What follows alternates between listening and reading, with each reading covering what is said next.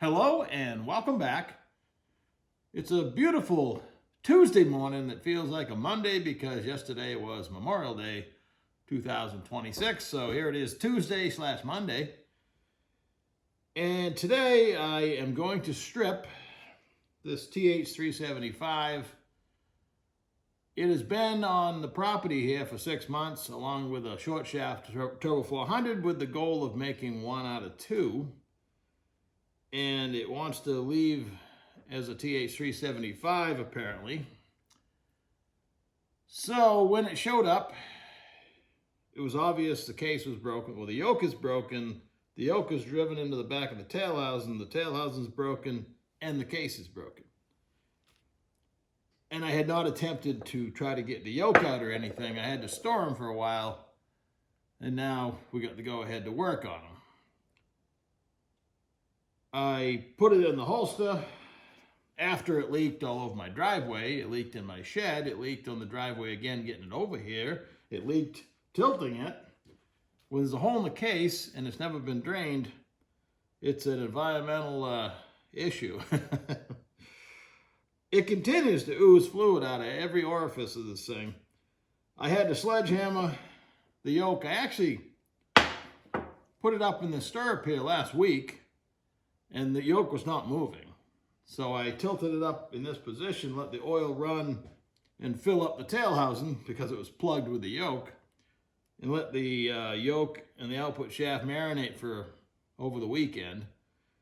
And this morning, of course, every time I hit it with a hammer, it sprayed oil everywhere, but I finally got the yoke moving and this mess off. And in the meantime, I started taking some bolts out, just out of sheer boredom, waiting for something to break loose. And here we are. Luck being what it is, sometimes good, sometimes bad. I say, hey, this piece of the broken upper case, I have a case that you can't see probably, that needs a hole repaired. And wouldn't you know, it's that hole, the broken one. So that's useless. Nothing but scrap. I have not detected any water at least, so hopefully it's a good core. I'll definitely have to check the output shaft in the lathe to make sure it's not bent because it saw some trauma, but hopefully it just, drove this into the end. Made a neat noise, you hear that? I wonder if you could hear that. So let me get this junk out of the way and we'll actually get into the meat of it. What I expect to find is your typical TH375. It'll have, I'll have to look at the year, but it's probably 86, 87-ish, 85, 86, we'll see. Probably has the less desirable aluminum pistons and nothing else really dramatic. Sometimes it has less clutches, but we'll count them.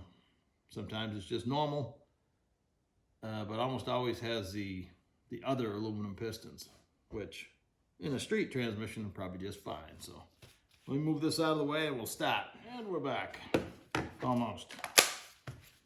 Assemble the battery in the old trusty M18 3/8 drive. Always need a rag. And see how much more oil we can spill.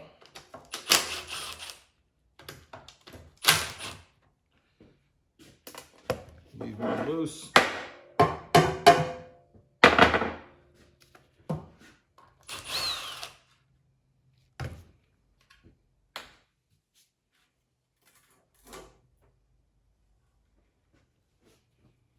Well, it was a pretty decent transmission.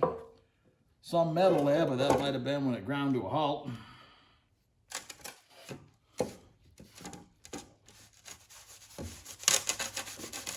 Got a magnet that's doing its job.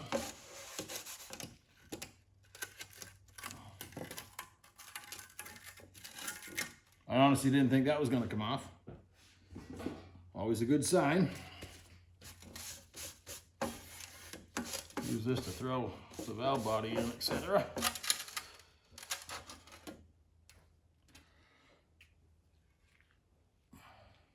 That's the magnet. Have to clean that up. As long as the particles are small on the magnet, and not an overwhelming amount. I consider it pretty normal.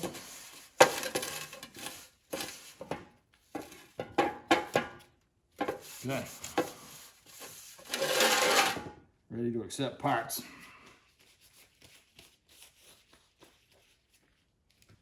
Let's check the year.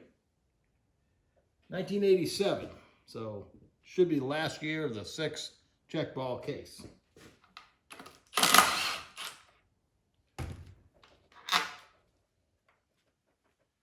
Still leaking oil.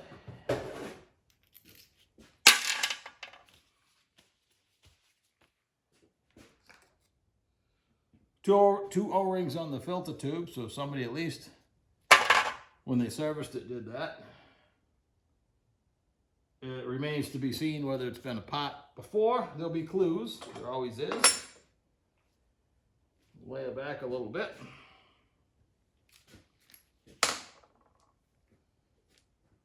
I like to start with the 1/4 inch valve body bolts first.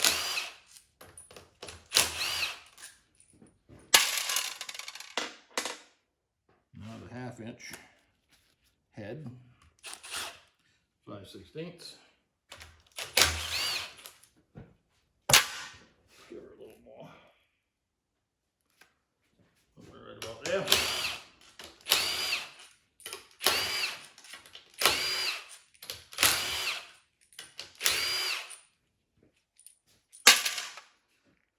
If the spring's still good, she'll pop up.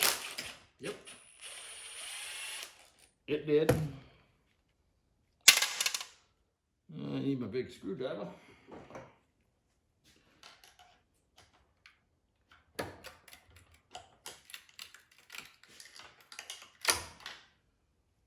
Prying up gently on the governor tubes.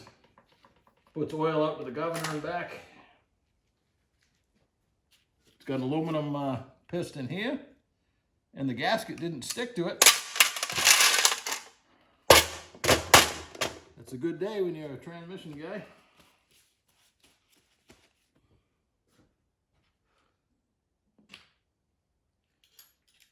Clue number 1, it's been rebuilt.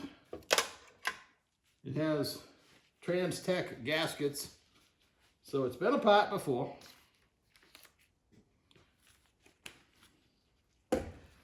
You got to figure, you know, this is a late Turbo 400. I mean, the last of the 6 check ball cases, and they made the 7 check ball cases from 88 to 91-ish. And then in service transmissions after that. And when you stop and figure, that was a long time ago. A lot's happened between then and now. 3/8 for the kickdown solenoid. This is also going to free up the valve body. Separator plate.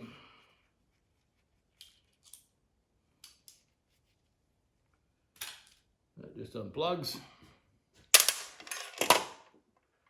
A little more so we don't lose the balls.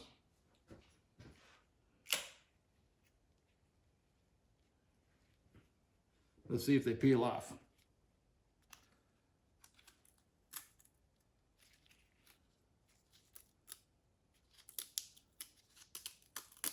Yeah, they're gonna go. Kind of.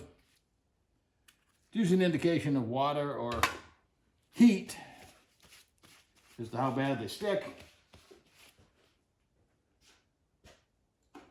Take my trusty magnet. It's probably in your way. We go 1, 2, 3, 4, 5, 6. All 6.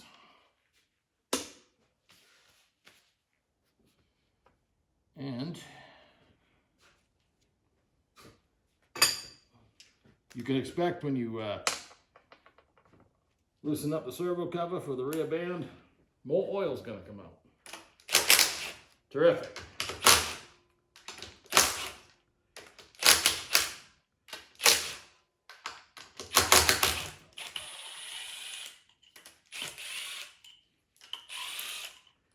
It's hard to believe there could be more oil in this thing, but There will be.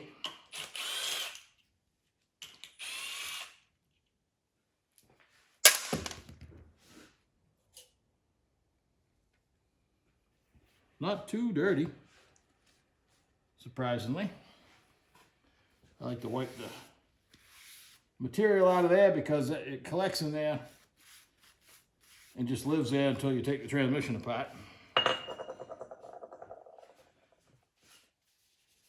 But the rest of the servo will be fairly clean.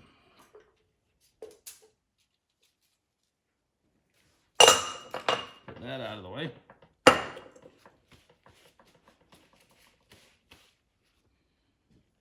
Center support bolt. With my trusty 3/8 Craftsman 12-point socket that I've used since I got it for Christmas when I was a teenager. I always take a look at the case where the center support bolt seals to make sure nothing is broken away underneath it. It's kind of flimsy there. And if you have a bad seal there, you got no second gear.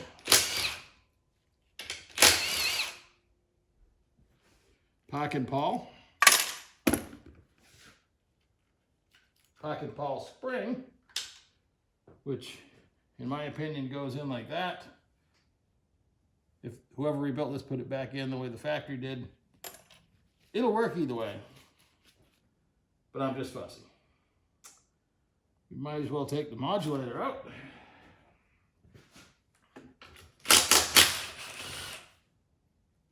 Another clue had been worked on is it has a gold modulator with a red stripe. Put that in the dirty pile. And the the modulator's bent from just rough handling.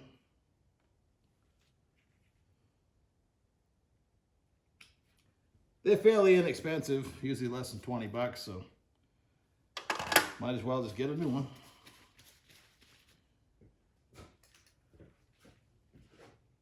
Modulator valve.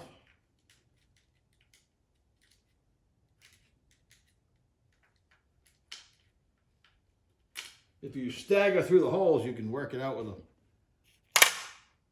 pocket screwdriver. You just got to keep hitting different ones to get it out of there. And while we're right here, let's take the governor out. Another chance to make a mess. Even though I don't see how it's possible there's any oil left. It's all in my driveway.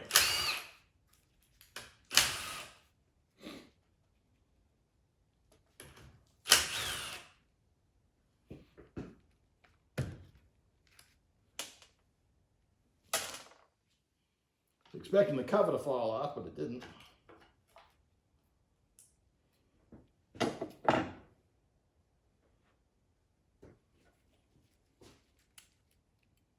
Gasket kind of came off, so not bad, not bad. Let's see if the governor is any good.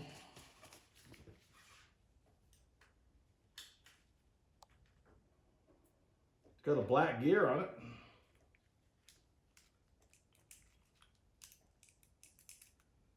Yeah, when you stroke the weights like this, the valve goes halfway. But if you squeeze on these, you can see it drop a second time. If it doesn't, it's stuck. You'll most always get some movement here, but this is a real test where the valve drops like that. First thing I do when I take them out. And let's see. We got the governor tube screen. The feed for the governor gets a filter. It's the inboard hole where we took the tubes out. Just a kooky little filter that sits like that. Oops.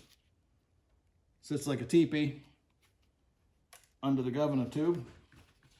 And probably prevents the governor from having to process a lot of dirt.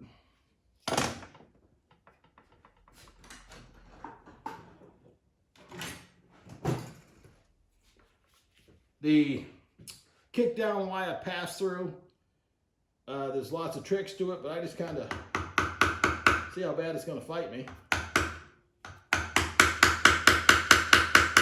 This one stuck pretty good, or somebody glued it. I I seldom break them, believe it or not. She's moving now. I just kind of flick the locks in a little bit.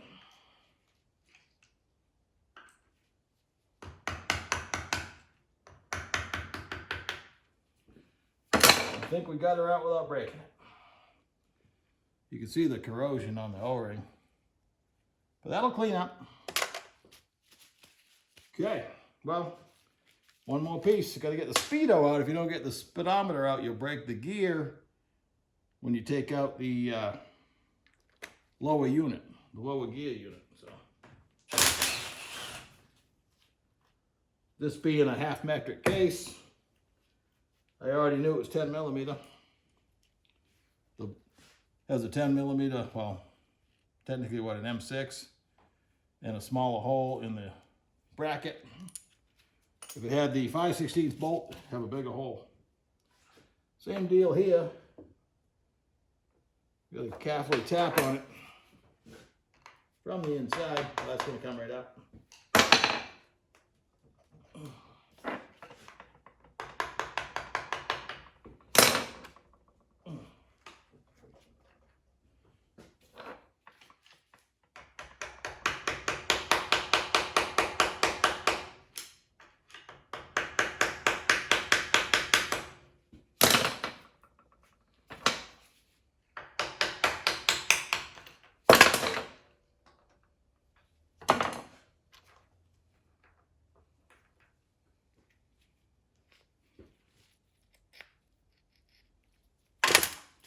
One speedo. Now we're ready to take out some parts and spill more oil. We're already taking out the pump bolts. When I was waiting around, hoping I could pop the yoke out of the back, instead I let it sit for a few days. So let's see how bad the pump is stuck. This tool I bought like on eBay or Amazon. If you're not careful, it'll bend pretty easy. I've had to hammer it back straight a few times. So I learned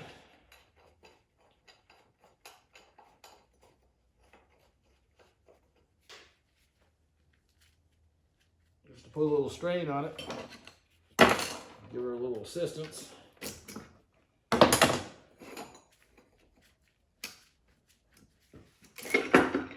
And she'll come right up.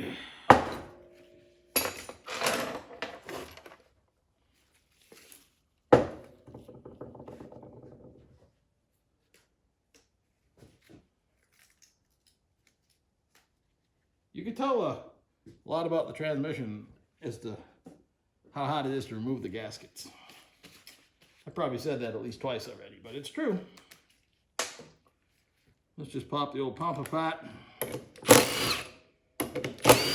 I suspect this had driveline failure, which means it was driving down the road.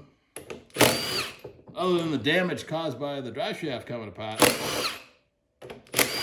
probably a good core, except you can't use the case. Hate when that happens.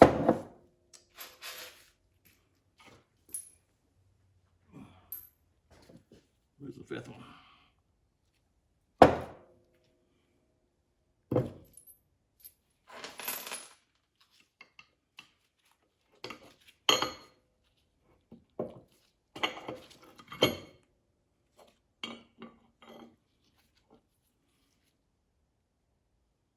I always take note of which direction the mark is on the larger gear. Sometimes most of the time it's down, sometimes it's up. When I put it back together, I'm going to put it back together the way it was. The inner gear can only go one way, and there's dots on that as well, but it has to be away from the engine. Otherwise your teeth won't have any clearance. This is a critical spot, and this thing's beautiful. So that's a good one. We're doing all right so far, except for the broken case.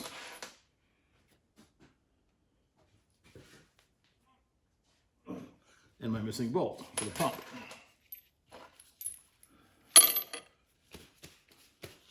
forward drum.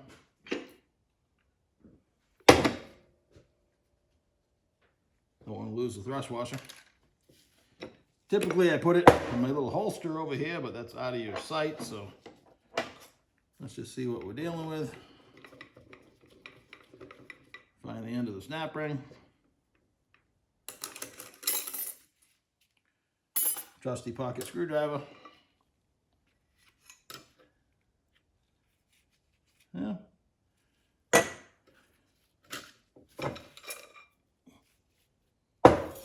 It has a tin piston. It's actually a surprise with a, it's an odd combination. 1, 2, 3, 4, 5.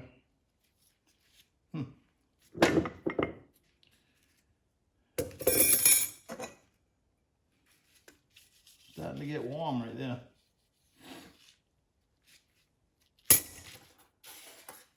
You never know, like a box of chocolates, what you're gonna find. Direct drums coming out next. I like to use this big hook.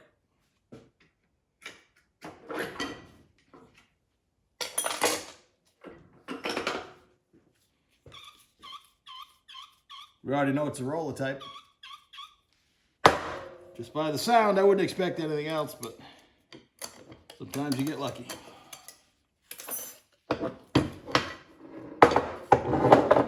Another tin piston. Another of the conical waves. 5 clutches though. And these are actually in nice shape.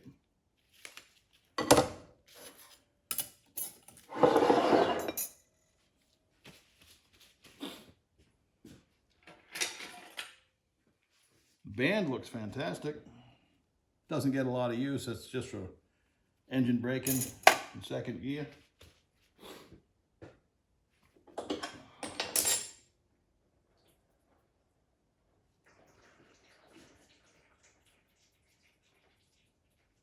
It has a heavy duty snap ring in it.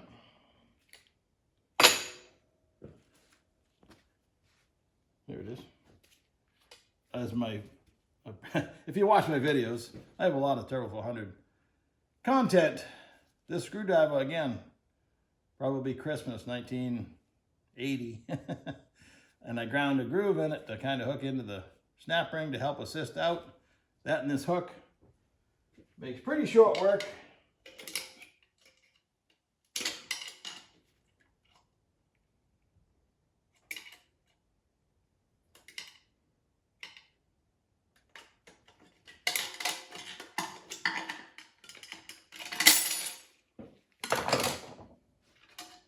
But it's nice they put a heavy duty snap ring in it, so I'll be reusing that.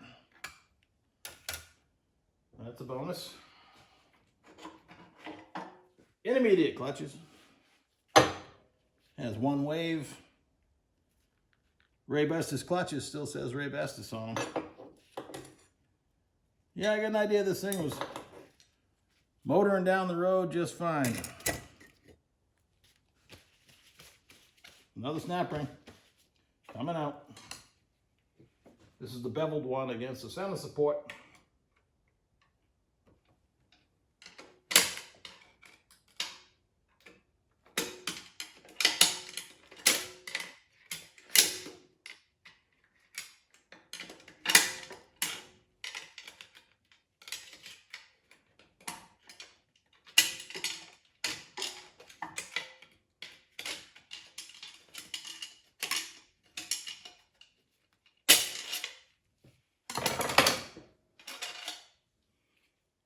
And the bevel goes toward the pump.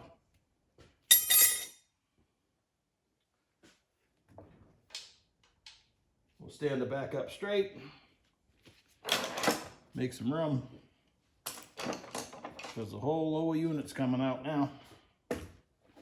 With my J tool that I modified with a T-handle. This is going to hook onto the main shaft. Going to pull out the whole thing as long as the center support bolt is out. You got the bevel snap ring out, speedometer gear, governor gear.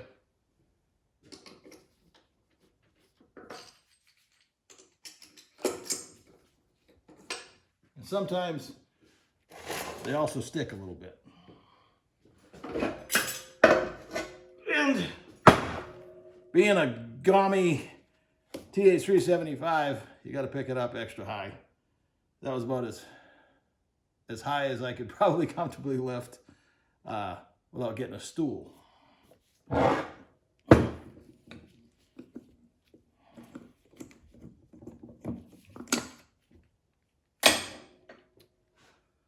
It had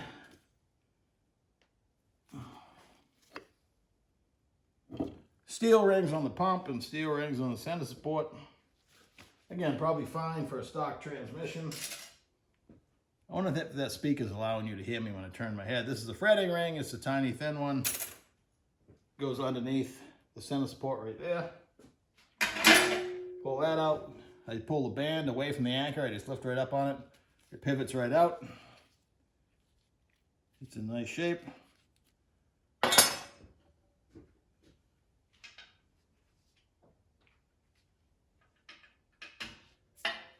You got your selective washer in the bottom of the case and the metal thrust washer that goes right there.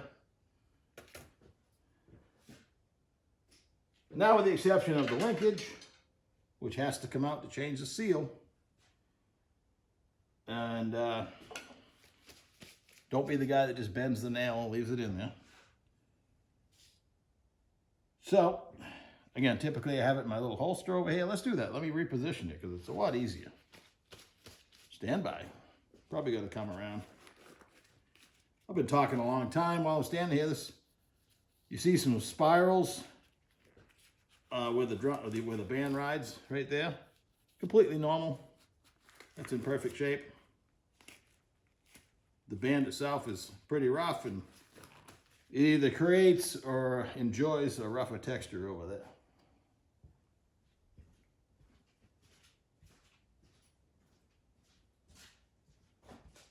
All right, new perspective for you. This is just 3 pieces of stainless flat bar. I welded together, clamped it to the bench, and it's been here for a long time. It's amazingly handy. Sometimes I'm drilling holes on it. You never know, but in this case, it's an intended purpose. Was that. It also, the forward drum fits in there when you're working on it. Otherwise, it also is kind of cumbersome to work on, so.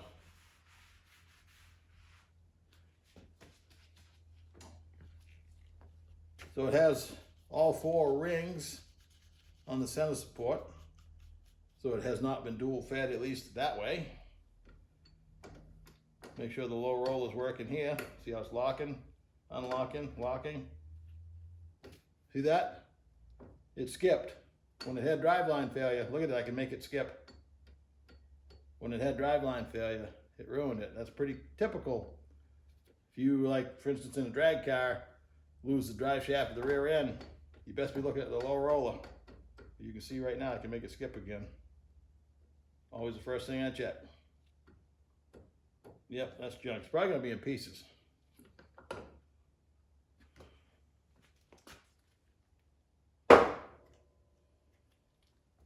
The upper shield for the first bearing you're gonna encounter always sticks right here. I just drop it back in with its friend, but yeah. Let's just get it right out here. That's the bearing I'm talking about.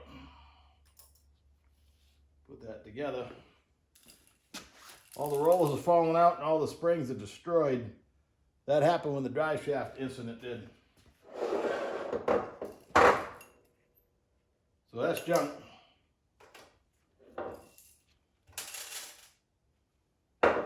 So while it might have been happily motoring down the road when it happened, if you just fix the drive shaft, the very next thing is you're taking the transmission out. Here I am just wiggling the little planets back and forth.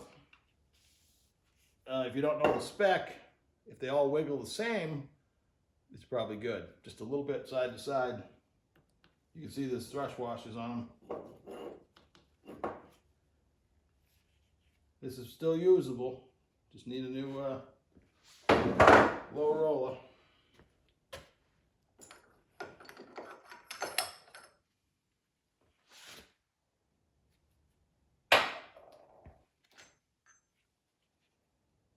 sun gear has a bevel. That's going to go down when you put it back in. Flat side's facing up.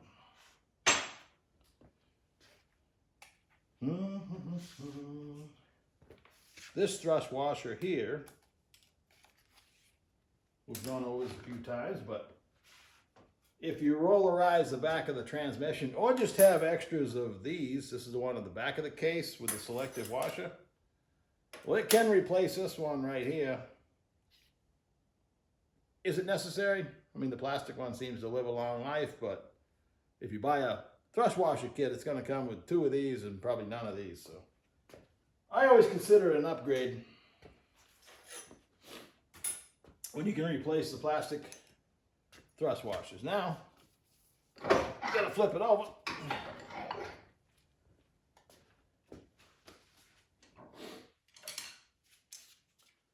The snap ring that holds the output shaft in is the meanest snap ring in the whole transmission to get loose, but once you get it going, it's not so bad. Most days my pocket screwdriver will do it. Some days it won't.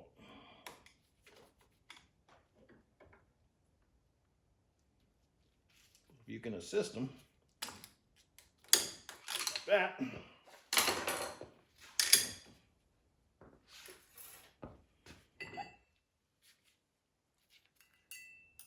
Another set of, there's 3 sets of 3-piece bearings in the lower unit. If you keep them together, you won't go wrong, but they don't interchange. The 3rd one's there, which is the correct position, so leave them together till you clean it. If you're changing the main shaft, there's a clip right there that just pulls out of the gear. Take this apart just to check again. The planets. That's good. So I need to check in the lathe. I'll chuck it in there. It probably isn't bent, but we'll see. Obviously the tail housing's no good. The case is no good. It was just a 6-bolt case anyway. But it was still a decent Chevy case, right up until the time it wasn't. I wonder what happened. I wasn't there. I don't know. I believe I have another. I'm going to have to come up with another tail housing. I think I have one. And I have another output shaft just in case. I don't like building TH375s because it's a mongrel. If you're out somewhere, you know, if you actually use your vehicle with the Turbo 400 in it, and you shag your short shaft 400, which is 95% of the ones on the road, probably higher than that, finding one of these mongrels is going to be hard. And you're going to be somewhere trying to swap the output shaft because your drive shaft doesn't fit. Now, the reason they did this is, for instance, the 2-wheel drive 8-foot bed pickup, GM has a maximum drive shaft length they want to run, and it's this close. The short shaft would have been here. It's within 5 or 6 inches of critical speed, but they didn't want to go to a bigger shaft. Now they got big aluminum shafts. They could probably have a bigger span. I think most of your vans and stuff have a 1-piece shaft now. So, but in a steel shaft back in the 80s, they did the same thing with cars like Cadillacs have a big output shaft, a long one. A lot of your wagons, etc. So that's why they exist. In most of the 3/4 1-ton Chevy pickups, so GMC pickups, they have a short shaft. They have the fixed yoke, the short shaft with a center bearing, and then the drive shaft has a sliding yoke on the back of that. And they could go as far as they want. They can keep stacking those. You know, if you want to make a limo out of it, you can. So either way, that's what we got today. Now I got to drag in the second one and strip that one. So thanks for watching. Haven't done any transmission content in a while. Try to throw a few tidbits while I'm working on it. Some people find this interesting. I hope you do. Have a good one. See you soon.